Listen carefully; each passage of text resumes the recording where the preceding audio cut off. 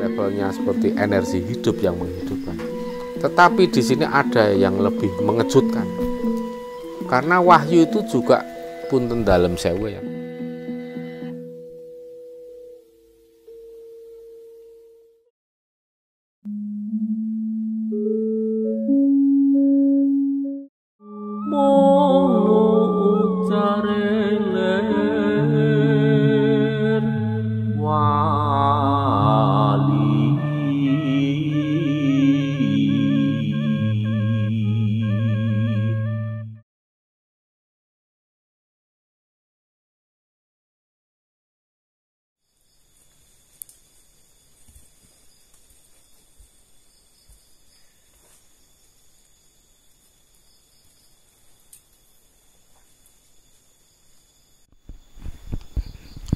Para pemirsa YouTube Surya KKS yang budiman di seluruh Nusantara, bahkan di mana saja saudara berada, jumpa lagi. Salam kebajikan, salam sejahtera, Om Swastiastu, Namo Buddhaya, salam, salam, rahayu, rahayu. Saat ini pukul 1:30 waktu Indonesia Barat, dan posisi ini ada di Pertapaan Kembang Lampir. Keadaan malam ini benar-benar sunyi sekali dan terasa sangat hikmat, sakral sekali suasananya. Ini malam Selasa Wage. Pada kesempatan ini saya akan menjawab pertanyaan dari para pemirsa mengenai seluk-beluk wahyu. Mumpung saya berada di Pertapaan Kembang Lampir untuk melanjutkan tirakat prihatin kami, maka pada kesempatan ini saya akan memberikan penjelasan sekalian sejauh yang saya tahu tentunya, dan apabila yang masih remang-remang atau tidak tahu, saya tidak akan berani menjawab. Jadi jawaban yang saya sampaikan ini sejauh yang saya tahu. Untuk wahyu-wahyu yang berada di Pertapaan Kembang Lampir biasa kami sebut sebagai para wahyu, artinya lebih dari satu. Yang pertama di sini yang paling terkenal yaitu Wahyu Kembang Semampir atau Wahyu Gagak Emprit. Wahyu Kembang Semampir atau Wahyu Gagak Emprit ini merupakan wahyu yang levelnya tinggi sekali, karena pada zaman dulu Eyang Ageng Pemanahan mendapatkan wahyu Gagak Emprit atau Kembang Semampir ini untuk mendirikan kerajaan Mataram.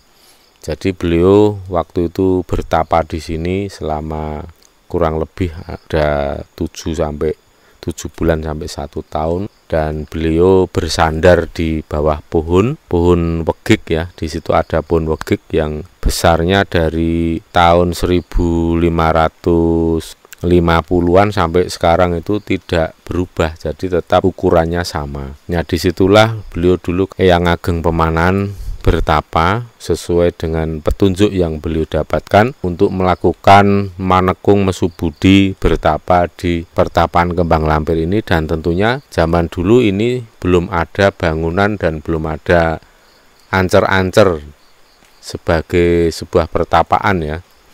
Maka waktu itu Eyang Ageng Pemanahan hanya mengikuti petunjuk dari para leluhur dan mungkin juga para kadewatan untuk bertapa di sini, dan akses ke sini itu juga sangat sulit karena pada waktu itu belum ada akses jalan masuk ke sini. Maka beliau untuk mengakses ke sini dengan perjuangan yang berat karena harus jalan kaki, kemudian harus telusupan atau menerobos semak belukar yang penuh dengan duri, dan tentu saja banyak binatang berbisa. Ini sekarang geser dulu karena kita diberi hujan lagi. Kita lanjutkan. Jadi beliau pada waktu mengakses atau menemukan tempat pertapaan ini, melalui perjuangan yang berat, yaitu harus dengan cara berjalan kaki dengan jarak tempuh yang jauh, kemudian harus menerobos semak belukar yang banyak tanaman berduri maupun binatang buas, juga binatang berbisa. Tapi berkat keteguhan dan ketabahan beliau Eyang Ageng Pemanan, akhirnya ditemukan juga tempat di mana beliau harus melakukan bertapa. Maka disinilah beliau kemudian melakukan pertapaan, melakukan bertapa di tempat pertapaan ini, dan hingga suatu ketika beliau melihat ada rangkaian bunga yang semampir atau seperti dicantelkan di suatu pohon. Nah, pada saat itu beliau kemudian mengakhiri masa bertapanya, kemudian melanjutkan petunjuk, yaitu untuk mendapatkan kelapa muda yang disebut juga sebagai wahyu Gagak Emprit. Dan wahyu-wahyu itulah wahyu yang mendasari berdirinya Kerajaan Mataram atau Majapahit zaman baru. Namun di sini yang saya akan jelaskan, ada berapa macam wahyu yang ada di sini. Punten dalam sewu, saya akan memberikan penjelasan yang di sini. Tadi saya sebutkan yang pertama adalah wahyu kembang semampir atau wahyu Gagak Emprit, dan kemudian ada juga wahyu Songsong Tunggul Naga. Wahyu Songsong Tunggul Naga ini berupa payung agung. Payung itu simbol dari perlindungan, yaitu menaungi siapa yang mendapatkan hak atau mendapatkan keberuntungan untuk dinaungi. Ini sebagai simbol perlindungan atau energi keberuntungan juga yang akan menaungi siapapun, termasuk di sini Kerajaan Mataram. Maka wahyu itulah yang menjaga, yang memelihara dan merawat Kerajaan Mataram, yaitu payung Songsong Tunggul Naga. Songsong itu payung. Kemudian ada lagi di sini wahyu yang berupa pusaka, namanya Tajuk Makutha Mataram. Jadi ceritanya begini, Tajuk Makutha Mataram itu dulunya itu didapatkan oleh para raja-raja Mataram Ngayogyakarta Hadiningrat sebagai wahyu untuk duduk di singgasana atau menjadi raja. Pada saat tahun berapa entah saya lupa, itu pernah saya mendapatkan informasi dari leluhur juga bahwa wahyu Tajuk Makutha Mataram ini dulunya ada dan disimpan di Keraton Mataram Yogyakarta. Tetapi wahyu yang berupa pusaka Tajuk Makutha Mataram yang sifatnya itu sudah fisik waktu itu, tidak hanya gaibnya saja tapi fisiknya pun ada. Disimpan di keraton tapi tiba-tiba hilang, raib, musnah. Tapi para raja, leluhur-leluhur sesepuh yang ada di keraton kan pasti sudah tahu kemana wahyu itu pergi, yang jelas tidak dicuri orang. Tapi wahyu itu memang hilang mungkin ke tempat asalnya. Kemudian pada suatu ketika masa Sri Sultan Hamengkubuwono yang ke-9, beliau sebagai raja mendapatkan wisik atau petunjuk bahwa beliau mendapatkan perintah untuk membuat wadah atau tempat di mana tempat tersebut akan dipakai oleh wahyu Tajuk Makutha Mataram kembali dan bersinggasana di situ. Maka sesuai dengan petunjuk Sri Sultan Hamengkubuwono yang ke-9 membuat gedong pusaka di sini ya, yaitu dinamakan Gedong Purbayeksa yang ada di atas itu sebagai aset dan properti milik Keraton Yogyakarta. Nah, disitulah wahyu Tajuk Makutha Mataram mesti diletakkan. Setelah ngarsa dalem Sinun HB yang ke-9 melaksanakan semua dawuh untuk menyiapkan tempat dan menyiapkan wadah, benar wahyu Tajuk Makutha Mataram atau disebut juga sebagai Kiai Balap itu benar-benar kembali muncul berwujud fisik. Maka dari situlah wahyu yang kembali ke Keraton Mataram itu kemudian diboyong untuk disimpan di Gedong Purbayeksa. Mungkin panjenengan berpikiran, wah nanti wahyunya kalau di situ Tajuk Makutha Mataram bisa dicuri orang gitu ya. Ya kalau memang ada yang berani ya berarti setor nyawa, karena ya itu udah ada kejadian itu. Orang mau nyoba nyuri wahyu ya akhirnya ya mati. Ya, mati konyol. Itu udah menjadi hukum alam karena level wahyu itu kan sudah tinggi sekali dan tidak bisa kalau diraih dengan cara kejahatan. Justru akan menjadi bumerang, akan mencelakai orang yang memaksa untuk mengambil wahyu. Karena wahyu itu merupakan otoritas sepenuhnya wahyu itu sendiri untuk memilih kepada siapa akan jatuh ke tangan siapa, itu adalah hak sepenuhnya dari wahyu itu sendiri. Maka jangan coba-coba untuk jahil ya, jika tidak ingin kualat. Nah, kemudian di situ juga diletakkan songsong tunggul nogo. Ya ada payungnya, tapi payung yang di situ memang payung simbolis, yaitu payung yang dibuat dari kertas. Karena itu hanya simbolis, tetapi wahyu songsong tunggul nogo itu memang betul-betul ada secara metafisiknya ada. Kalau secara metafisik kan tidak semua orang bisa melihat. Maka disitulah dibuat sebagai bentuk simbolis saja berupa payung yang dibuat dari bahan kertas dan kayu. Itu ada tajuk Makutha Mataram, ada songsong tunggul nogo atau Kiai Balap. Nah, kemudian di sini ada lagi wahyu yang istimewa, yaitu wahyu wegik. Wahyu wegik ini kalau dalam agama Buddha itu sama halnya dengan pohon bodhi. Itu sebagai pohon ilmu pengetahuan. Jadi di sini wahyu wegik itu sama halnya wahyu ilmu pengetahuan. Dan di sini wahyu wegik itu juga ada secara fisik dalam bentuknya sebagai pohon yang dinamakan pohon wegik. Nah, di situ ada pohon wegik, itulah yang dipakai Eyang Ageng Pemanan pada masa beliau itu melakukan bertapa di sini. Beliau bersandar di pohon wegik itu hingga sekarang masih ada. Nanti akan saya tunjukkan seberapa besarnya pohon wegik. Tidak besar ya, hanya sebesar betis orang dewasa aja. Itu sudah umurnya udah ratusan tahun ya, tetap segitu.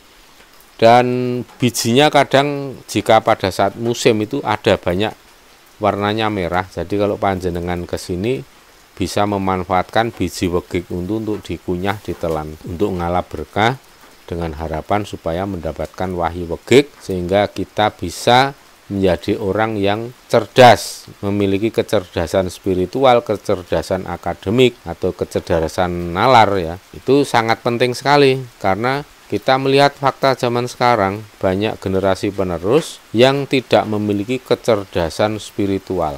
Akhirnya apa yang terjadi? Ya orang-orang yang terlalu fanatik, yang terlalu keras ya, menjalankan belief sistemnya itu terlalu keras. Akhirnya terjadi kasus seperti nendang sesaji ya, kayak gitu ya. Dibayangkan kalau dia tuh kalau ditaruh di Bali apa enggak potol kakinya ya, karena tiap hari mesti nendangi ribuan sesaji kan. Nah itu kan cetek akal, jadi akalnya itu tidak bisa dimanfaatkan, dipergunakan sebaik mungkin, yaitu sama saja mengingkari nikmat dan anugerah Tuhan, bahwa manusia ini mengklaim dirinya sebagai makhluk yang paling sempurna karena punya akal sehat. Tetapi nyatanya banyak sekali orang yang menyia-nyiakan akal sehat sebagai anugerah Tuhan yang paling indah, yang paling bagus ini. Lebih mengedepankan apa?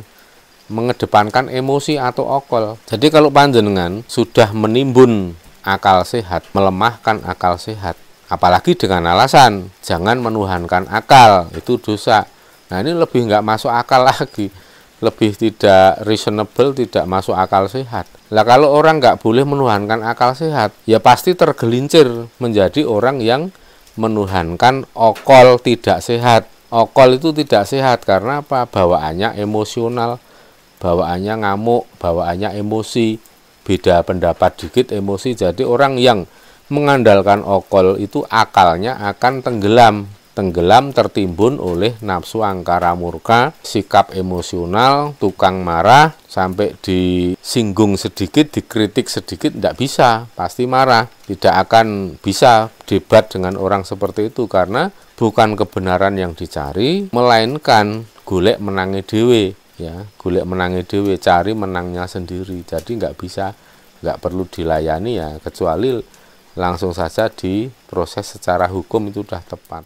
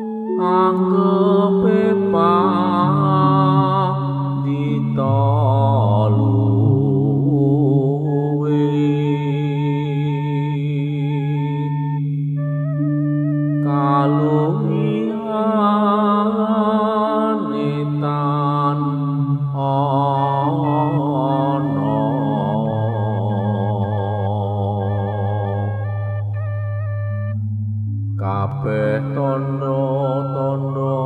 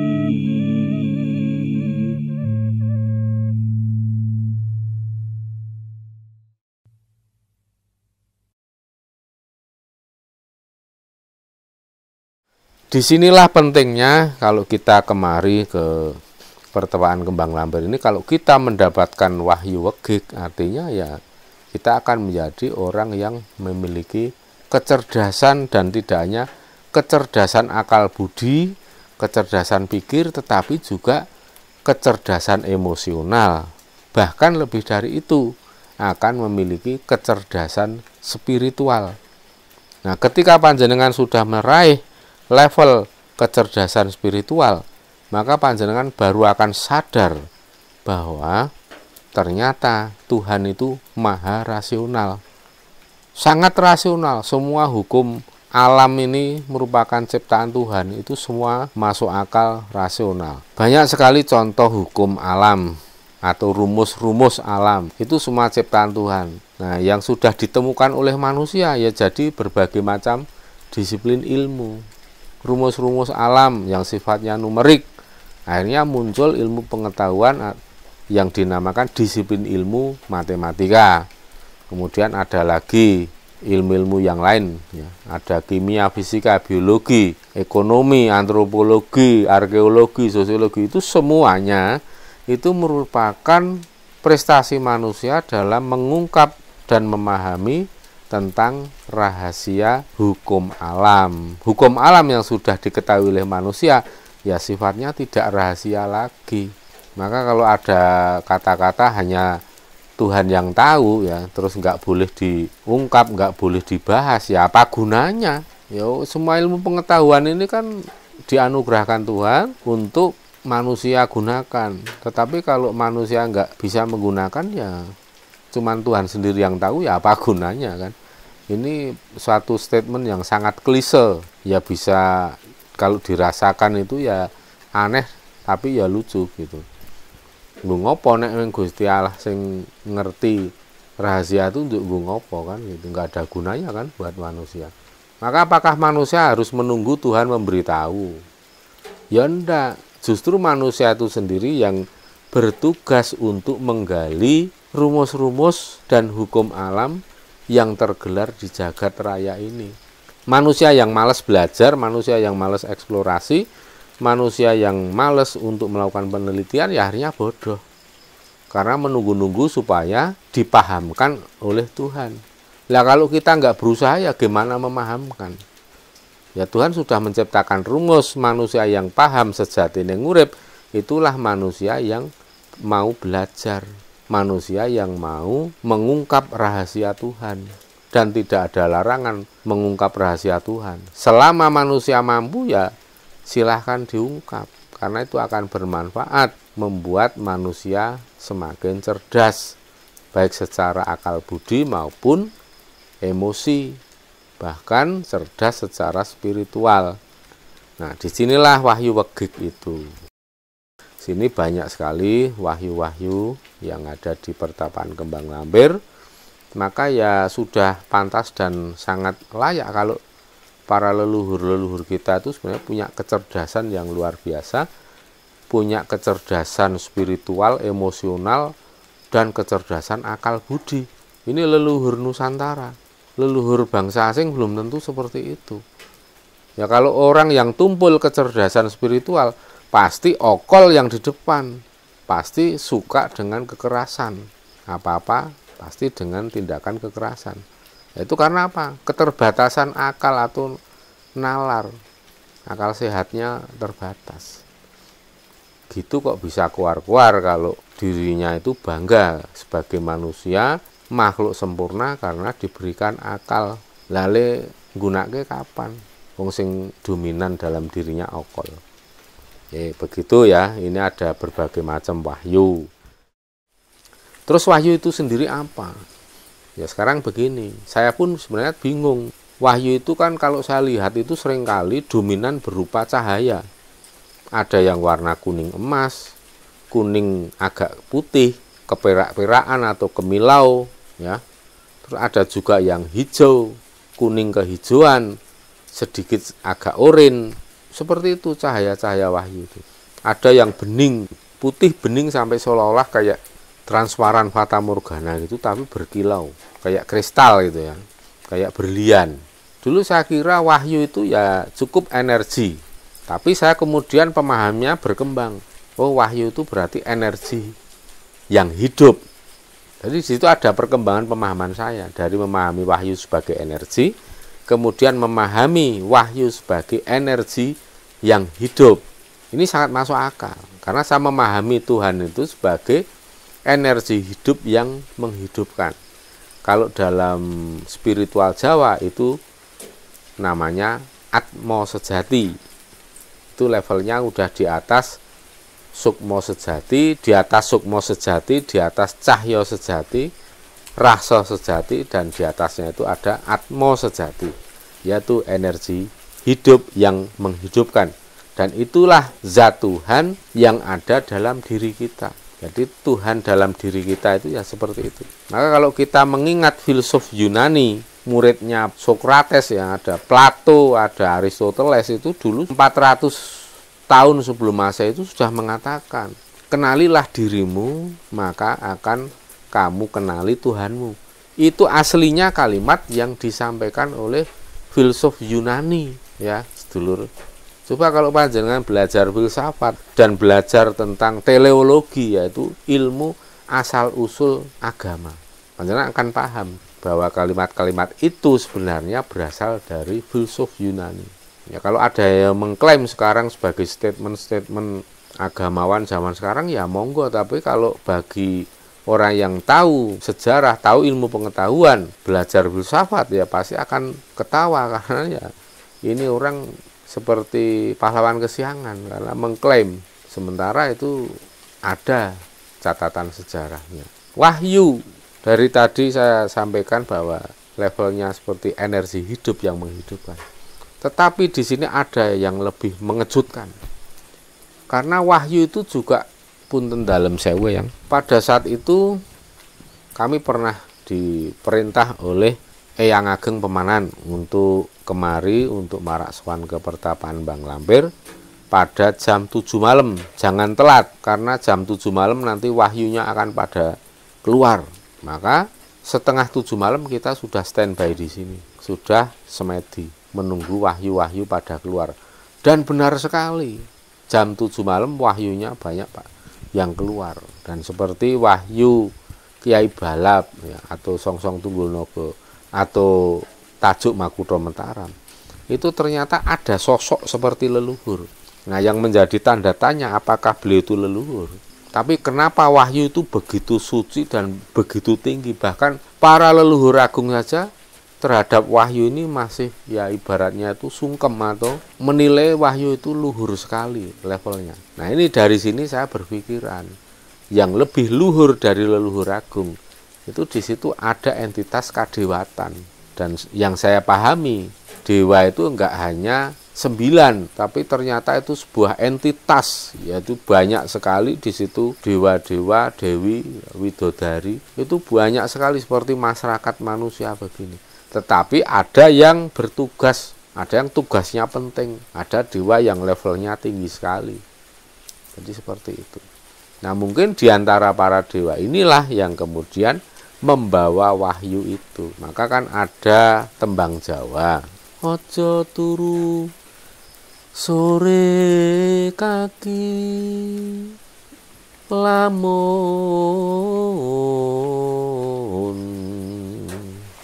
ana dewa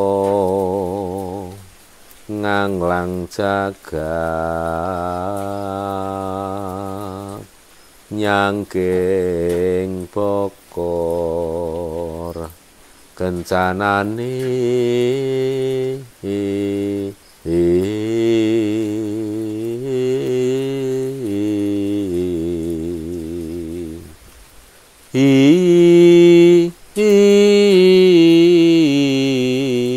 sini donga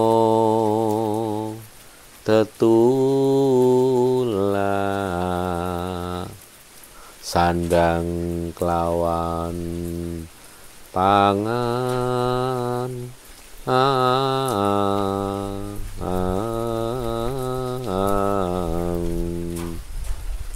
yaiku bagéyan nipun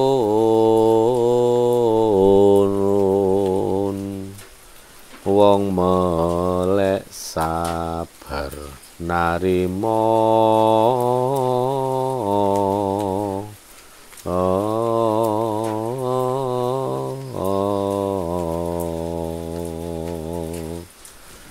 ana dewa nganglang jagat nyangking bokor isine donga tetulak uga sandang kelawan pangan. Nah, ini jadi saya kemudian ingin mengutak-atik gaduk, mengait-ngaitkan yang sekiranya rasional untuk dikaitkan. Kemungkinan besar bahwa wahyu ini yang membawa ya entitas kadewatan. Dan seperti yang disampaikan oleh Eyang Ageng Pemanan, dan apa yang bisa saya saksikan sendiri bahwa pertapaan Kembang Lampir ini adalah level kadewatan. Jadi di sini tidak ada pasarean, tidak ada makam. Tapi di sini adalah pertapaan, tempat untuk bertapa. Prihatin dengan harapan apa? Ya mendapatkan wahyu. Pas kita tirakat, kita prihatin, manekung, semedi, dilalah pas ada wahyu yang keluar. Luweh bejane para wahyu yang pada keluar. Jadi ketika kita tirakat di sini pada saat wahyu keluar, kita akan mendapatkannya. Kita akan ketiban atau kejatuhan wahyu. Ya, begitu aja para pemirsa, biar nggak kepanjangan videonya. Mudah-mudahan ini menambah referensi literasi bagi panjenengan semua yang saat ini sedang giat untuk belajar menggali spiritual Jawa, kearifan lokal atau local wisdom. Mudah-mudahan ini bisa membantu untuk memahami sejatining urip. Akhir kata, Wilujeng rahayu kang tinemu bondo lan bejo kang teka saking kersaning Gusti. Suradira jaya ningrat lebur dening panastuti. Rahayu rahayu sagung titah dumadi.